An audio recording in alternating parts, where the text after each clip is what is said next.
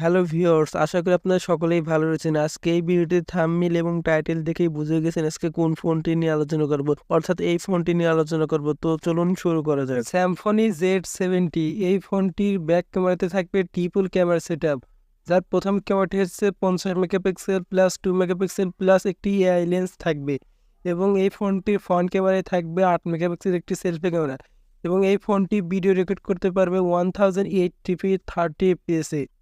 স্যামফনি Z70 এই ফোনটির RAM ও Rome variant হিসেবে থাকবে, র্যাম হিসেবে থাকবে 4 GB এবং রোম হিসেবে থাকবে 64 GB। এই ফোনটিতে একটি এক্সট্রা মেমোরি কার্ড ইউজ করা যাবে, যেটি 256 GB পর্যন্ত।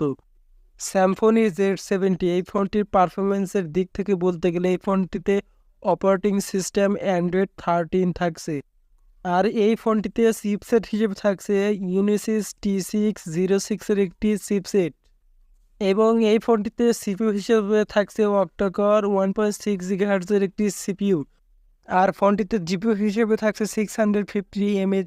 এই ফোনটিতে ডিসপ্লে হিসেবে থাকবে 6.56 ইঞ্চ একটি IPS LCD ডিসপ্লে, যার ডিসপ্লে ফিচার হিসেবে থাকবে 90 Hz রিফ্রেশ রেট। ফোনটির সিম কার্ড ট্রেতে থাকবে ডুয়েল সিম কার্ড ব্যবস্থা, এবং ফোনটির ওয়েট হতে যাচ্ছে 193 গ্রাম।